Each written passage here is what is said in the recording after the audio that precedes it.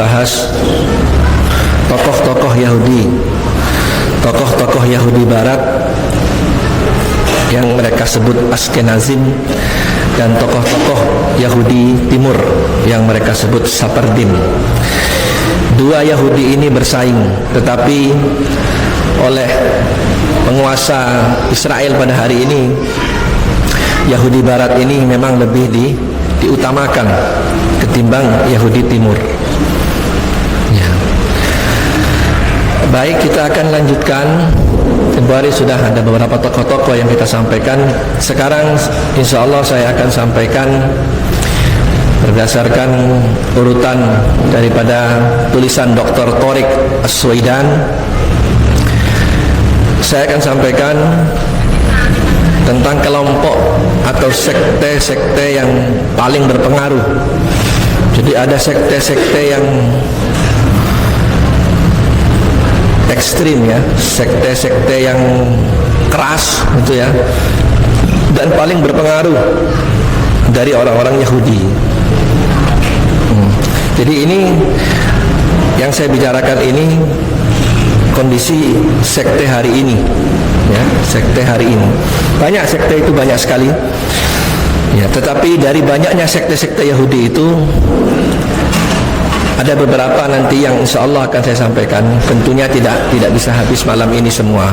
Paling tidak malam ini yang paling berpengaruh dulu, ya, yaitu salah satu sekte ekstrim yang bernama Kabbalah. Kabbalah, pernah dengar? Ada yang pernah dengar? Belum, ya? Belum, ya.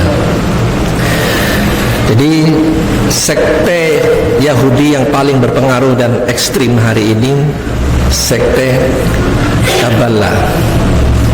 Ya.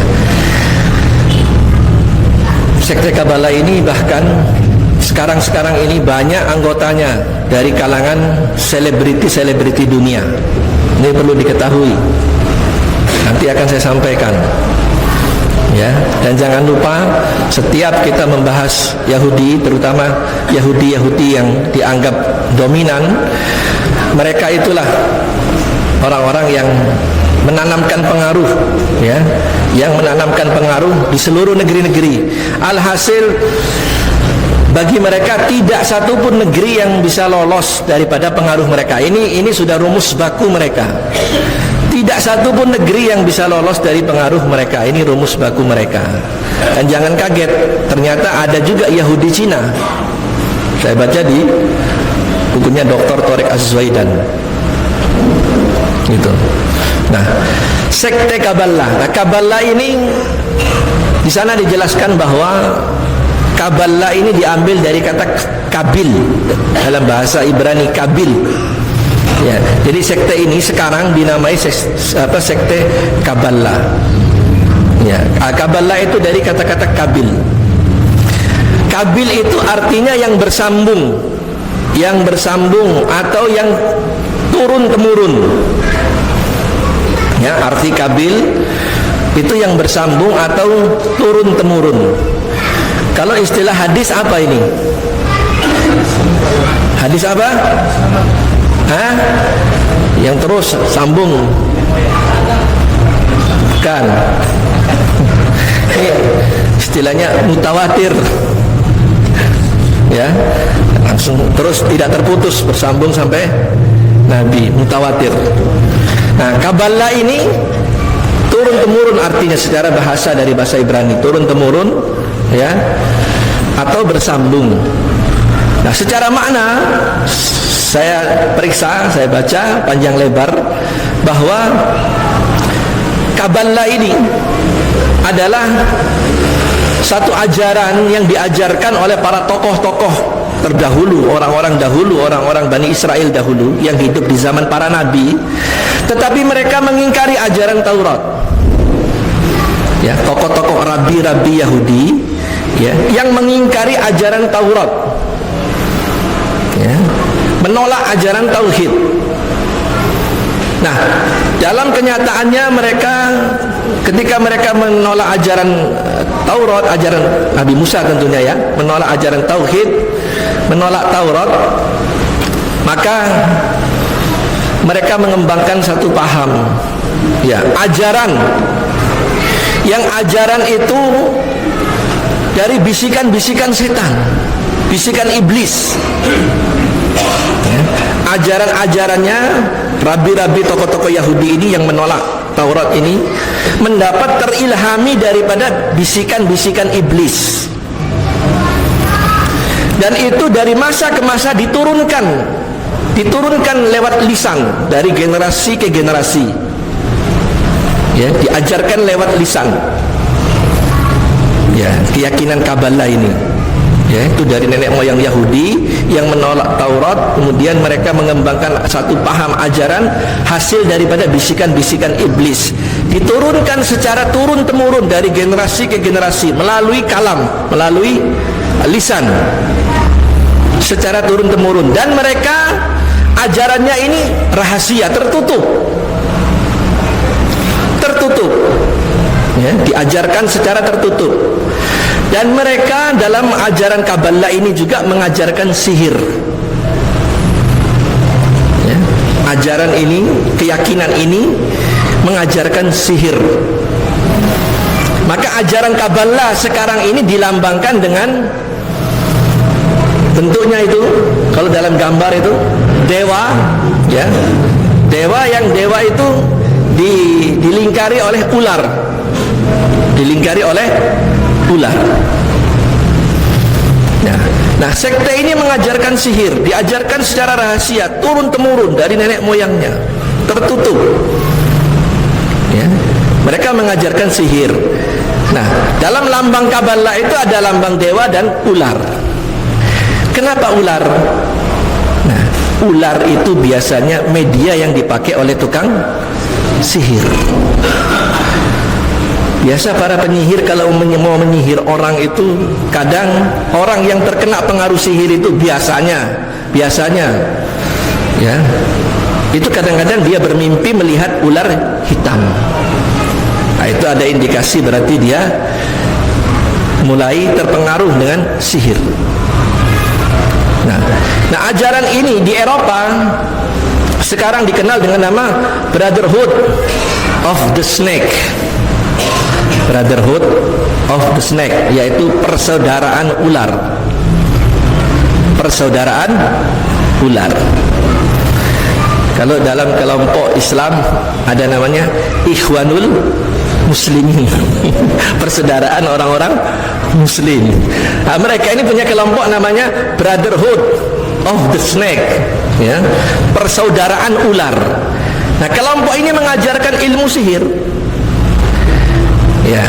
Dan apa yang disembah oleh kelompok ini ketika dari awalnya mereka menentang tauhid? Apa yang disembah? Mereka menyembah dewa matahari, ya.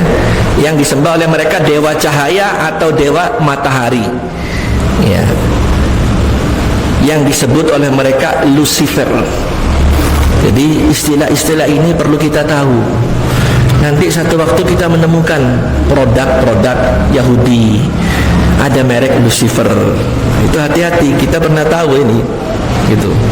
Karena ada istilah-istilah yang memang kita nggak tahu, bisa jadi itu adalah produk mereka, ya.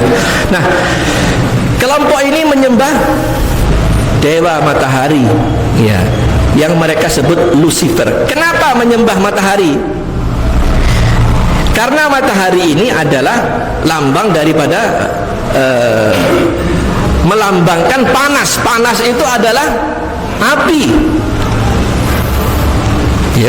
Matahari itu identik dengan sesuatu yang panas. Sesuatu yang panas itu api. Dan iblis itu tercipta dari api.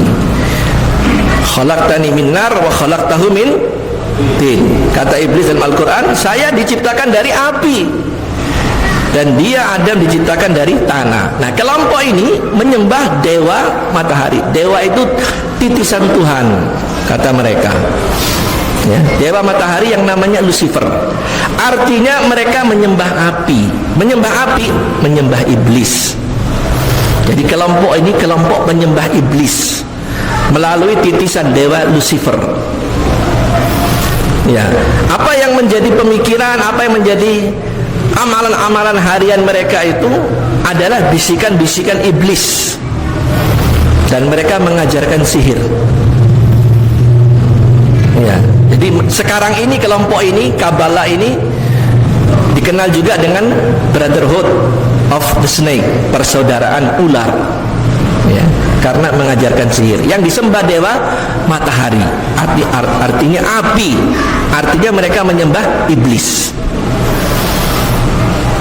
Nah, sebetulnya kalau bicara menyembah iblis, menyembah api, ini kan kita cerita tentang Bani Israel ini, ya.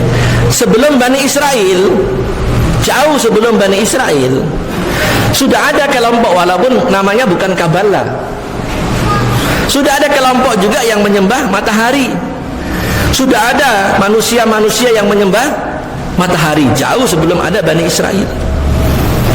Ya, yaitu ketika di zamannya Nabi Ibrahim alaihissalam, yaitu seorang raja yang bernama Namrud. Manusia pertama, ya. Namrud inilah yang menyembah matahari. Ya. Dan Namrud juga menganggap dia bahagian daripada Tuhan. Dan Namrud ini dijelaskan bahwa Namrud ini masih keturunan daripada ke atasnya ketemunya Nabi Nuh. Ya, Namrud. Ya. Dia menyembah matahari. Dan Namrud ini raja pertama di bumi. Ya. Namrud ini raja pertama di muka bumi. Itu Namrud. Menyembah matahari, dia memaksa pengikutnya menyembah matahari. Nah, ditampilkanlah Nabiullah Ibrahim alaihissalam.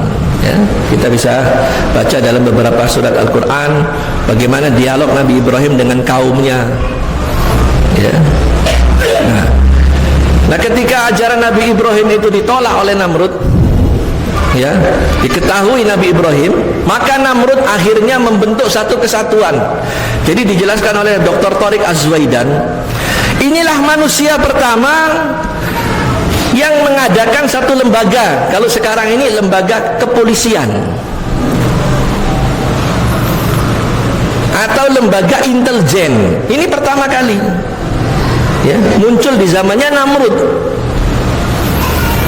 Dibentuklah para polisi-polisi intelijen untuk menginteli Nabi Ibrahim.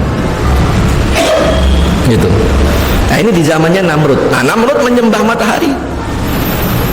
Ya. Dan Namrud ini orang pertama yang melakukan inses. Inses ini perkawinan orang yang masih ada hubungan darah. Ya. Perkawinan orang yang masih ada hubungan darah. Kawin antara saudara, kawin antara bapak dan anak, ya, atau ibu dan anaknya. Manusia pertama yang melakukan inses ini Namrud ini. Dia kawin dengan ibunya sendiri yang namanya Semiramis. Ya, ibu Namrud namanya Semiramis. Nah, Namrud menyembah api ketika disampaikan tahu ajaran tauhid dan tahu ketika yang disembah itu tidak punya manfaat, ya, akhirnya Nabi Allah Ibrahim jadi sasaran. Jadi Namrud diceritakan punya juga banyak dewa, yaitu patung-patung.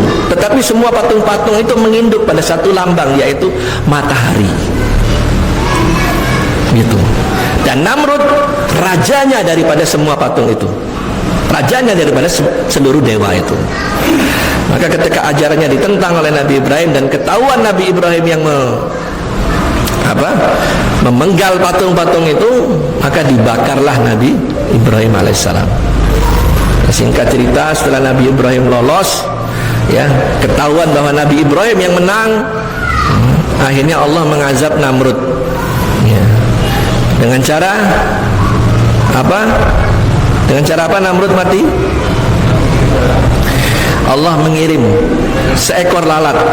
Dalam hadis Sahih Bukhari dijelaskan, seekor lalat dikirim masuk ke lubang hidungnya Namrud.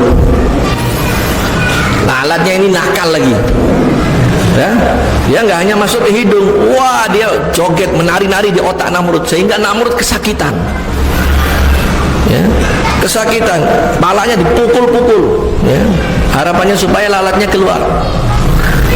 Ya. 3 hari lamanya Namrud memukul-mukul kepala, nggak keluar-keluar. Hari ketiga Namrud mati hanya dengan seekor lalat. Dan ketika Namrud itu mati disaksikan oleh pembesar-pembesarnya. Ternyata setelah Namrud mati keluar lalat itu dari hidung Namrud. Nah ini, jadi Namrud itu lupa dia beli baygon saat itu sehingga ya, sehingga itulah cara Allah. Nah Namrud ini menyembah matahari itu. Jadi sebelum Bani Israel yang menyembah Lucifer, dewa matahari, Namrud sudah dahulu menyembah matahari. Dan anehnya ajaran keyakinan menyembah matahari ini itu ternyata ada di seluruh dunia. Ya, menyembah cahaya atau menyembah Lucifer itu, dewa matahari, itu ada di seluruh dunia. Bukan hanya Namrud ketika itu Namrud itu di Babilonia. Babilonia itu mana? Irak. Nah, ternyata anehnya ajaran orang keyakinan menyembah kepada matahari ini bukan hanya di Irak. Ada di berbagai pelosok negeri-negeri masa lalu, negeri-negeri kuno dahulu. Ya, juga menyembah matahari ya, atau menyembah dewa matahari. Ya, contohnya selain di Irak, di Parsi. Nah di Parsi malah langsung menyembah api karena matahari itu titisan daripada api. Orang-orang Parsi menyembah api, orang Parsi bangsa Majusi. Nah itu malah langsung menyembah api. Ini yang dikenal dengan istilah Zoroaster. Ya, Zoroaster. Ya, orang-orang yang menyembah api, istilah mereka. Ya, mereka bangsa Majusi menyembah api. Sama, api matahari itu sama. Ya, ujungnya ketemunya iblis. Nah, orang Parsi menyembah api, orang-orang Majusi. Ya, sehingga ya subhanallah ya, ketika Rasulullah SAW itu dimunculkan, hari lahirnya Rasulullah SAW itu terjadi satu peristiwa besar. Api yang biasa disembah oleh orang-orang Majusi itu mendadak mati, padam. Padahal api itu nggak pernah padam. Ya, dalam kitab Tarikh Syekh Safiur Rahman Al-Mubarakfuri ya dijelaskan, di dalam kelengkapan tarikh juga ada, Munawar Khalil juga menjelaskan. Ya, jadi ketika hari lahirnya Rasulullah itu, api yang disembah oleh orang-orang Majusi hari itu padam. Kemudian yang terjadi di kerajaan Romawi, 10 buah balkon kerajaan Istana Putih Romawi itu, balkon itu emper bagian atas. Ya. 10 balkon kerajaan Putih Romawi itu rontok. Mati, padam api orang-orang Majusi, dan 10 balkon orang-orang Romawi itu rontok. Ini satu pertanda, dan mereka pun tahu ini pasti ada sesuatu yang besar sedang terjadi. Ternyata itulah hari lahirnya Rasulullah SAW. Allah memberikan alamat kekalahan kepada dua bangsa ini, yaitu Parsi dan Romawi.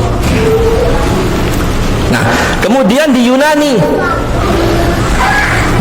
juga ada orang yang menyembah dewa matahari, yaitu bangsa Greek. Ya, bangsa Greek di Yunani itu juga menyembah dewa. Jadi dewa itu titisan Tuhan. Nah, dewanya disebut Helios. Ya, Helios ini juga menyembah dewa matahari. Helios namanya, bangsa Greek. Ya, maka untuk mengabadikan nama dewa, dibangunlah di Yunani satu kota yang sampai sekarang kota itu dikenal, namanya Heliopolis. Ya, Heliopolis sampai hari ini. Itu. Nah, kemudian di Mesir, juga Fir'aun, ya. Jadi Fir'aun ini satu dinasti para raja-raja, yaitu Ramses ya. Ramses di zaman Nabi Musa itu Ramses yang kedua. Gitu. Nah, mereka juga ini menyembah matahari, ya, menyembah dewa matahari. Turunan daripada Ramses ini, para Fir'aun ini menyembah matahari. Dan Fir'aunnya yang dihadapi Musa itu menganggap dirinya adalah Tuhannya segala dewa matahari, yang disebut oleh mereka Ra, ya, Ra, ya, Tuhan terbesar dari seluruh dewa matahari, Ra. Fir'aunnya Nabi Musa ini sama, ya, menyembah dewa matahari gitu. Nah, kemudian di Amerika Selatan, ya, di Amerika Selatan itu lebih dikenal sekarang, biasa orang menyebut Amerika Latin. Di mana wilayahnya, di mana sekarang ini? Ya, Amerika Selatan ada beberapa negara: Argentina, Chile, Brazil, Kolombia, ya, Jamaika, ya, ada banyak gitu ya, Guyana, segala macam di Amerika Latin. Nah, ternyata orang Amerika Latin ini juga menyembah dewa matahari, sama, ya, mereka juga menyembah dewa matahari. Sampai sekarang orang-orang asli pribumi Amerika itu masih ada yang menyembah matahari, terutama di pedalaman Amazon, ya, di Amazon, ya, Kolombia, Brazil, Chili, ya, Bolivia, ya, Nicaragua, Caracas, macam-macam itu namanya, Amerika Selatan itu suku-suku aslinya sampai sekarang yang tinggal di hutan-hutan itu masih menyembah matahari, ya. Ada suku yang namanya suku Inka, nama dewa mataharinya Inti, ya. Ada suku Aztec, ya, nama dewa mataharinya Ferococa, ya. Siapa? Ferococa. Arman punya teman namanya Ferococa. Ya. Nah, ini sama, orang Inka, dewa yang disembah dewa matahari, dewanya disebut Inti, ya. Nah, kemudian orang Aztec juga punya dewa namanya Ferococa, ya. Kemudian ada suku Maya, ya, suku Maya, nama dewa mataharinya yaitu Kukulken, ya, Kukulken. Ya, namanya Kukulken. Semua itu muaranya satu, menyembah matahari, artinya menyembah api, artinya menyembah iblis. Jadi sebelum Bani Israel ini sudah ada orang-orang yang menyembah matahari, sudah ada orang yang menyembah iblis. Nah, diturunkan ajaran iblis ini kepada para rabi-rabi Yahudi di zaman Nabi Musa ini. Dan rezim orang Romawi yang ketika itu bekerja sama itu, ya, untuk menentang ajaran Nabi Musa, untuk mengejar-ngejar Yusha bin Nun, sampai untuk membunuh Nabi Isa. Ini kerjaan orang-orang Romawi yang di belakangnya ini orang-orang pendeta-pendeta Yahudi yang sudah menerima ajaran iblis, menyembah iblis, ya. Jadi seluruh rezim represif yang membenci para nabi Allah ini, di belakang mereka itu siapa? Rabi-rabi Yahudi. Ini perlu kita tahu. Jadi jahatnya Yahudi ini bukan dari sekarang, sejak zamannya Nabi, ya, sejak zamannya para nabi, bahkan nabinya banyak dibunuh, gitu. Nah, kembali kepada ini. Jadi ajaran Kabalah, para pengikut Kabalah itu disebut Kabalis, ya, Kabalis. Nah, itu biasanya mereka pakai tanda di sini nih, pakai tanda gelang warna merah. ya, pakai tanda gelang warna merah. Nanti saya akan ceritakan nanti siapa saja nanti artis-artis yang menjadi anggota kerajaan, pasti kaget antum nanti. Makanya hati-hati, jangan suka mengidolakan ya orang-orang kafir, orang di luar Islam. Hati-hati. Saya sering sampaikan dalam ceramah-ceramah. Jadi artis-artis dunia yang dikenal orang dan diikuti pola hidupnya itu orang-orang penyembah iblis banyak. Ya, diikuti pola tingkahnya oleh orang-orang Islam. Mulai dari rambutnya, pakaiannya, ya, sampai namanya. Padahal penyembah iblis ini. Ya, penyembah iblis, dia punya agamanya sendiri Nasrani ditinggalkan, masuk ikut kelompok kabalis banyak. Ya, banyak artis itu. Dan orang-orang terkenal cukup dikenal oleh dunia. Dan mereka punya tanda gelang merah. Maka hati-hati, beritahu anak-anak kita, ya, teman-teman kita, jangan pernah tertarik dengan tingkah polanya orang-orang kafir, karena mereka itu, ya, ini namanya orang kafir, ya, apalagi kalau sudah menyembah iblis, ya, jadi pengikutnya kabalis. Hati-hati. Innal ladzina kafaru min ahlil kitab wal musyrikin fi nari jahannam khalidina fiha abada ulaika hum syarrul bariyah. Sesungguhnya orang-orang kafir, ya, dan orang-orang musyrik, baik dari kafir ahli kitab maupun kafir Yahudi Nasrani ahli kitab dan orang-orang musyrik, fi nari jahannam, pasti masuk neraka jahannam, kata Allah, pasti. Dan mereka kekal, gak bisa keluar, kekal di dalamnya. Nah, ujung ayat ini jangan lupa. Ujung ayat ini harus sampaikan ke teman-teman, ya, ke anak-anak muda. Saya di tiap ceramah saya sering sampaikan. Jadi orang kafir itu diancam pasti masuk neraka, yang pertama. Yang kedua, kata Allah di ujung ayat surat Al-Bayyinah ini, ulaika hum syarrul bariyah. Mereka itu seburuk-buruk makhluk. Seburuk-buruk makhluk. Jadi kalau ada monyet makhluk bukan? Makhluk. Ada lako, anjing, makhluk bukan? Makhluk. Pote, lako, satu lagi wawi, babi, makhluk bukan? Makhluk. Kenapa saya ngomong begini? Ini istilah ini ada di Quran semua. Ya, orang Yahudi itu kal khinzir. Ya, kal kir, seperti kera. Ya, seperti kera dan babi. Ini kata Allah. Ya, ada lagi mentalnya para ulama yang sudah menjual ayat Allah. Allah sebut kalb. Ulama yang suka jual ayat Allah, menjilat.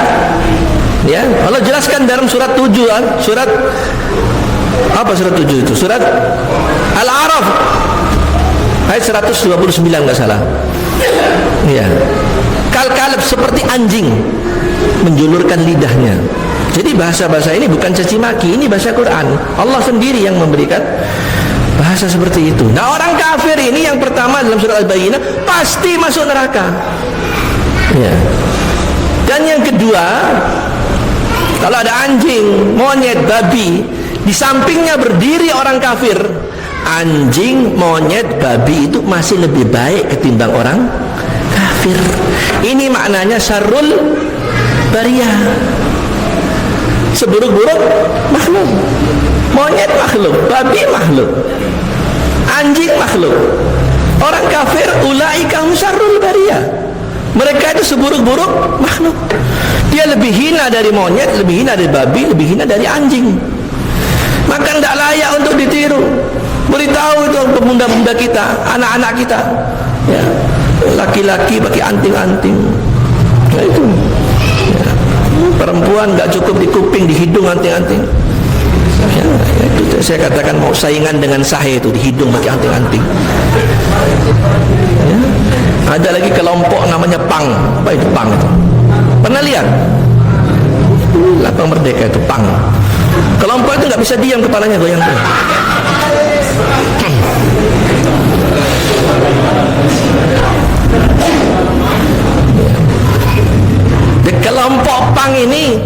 pakai celana, banyak maaf ini, itu celana sampai di bawah woken. Kalau digini saja itu jatuh, kelihatan itu.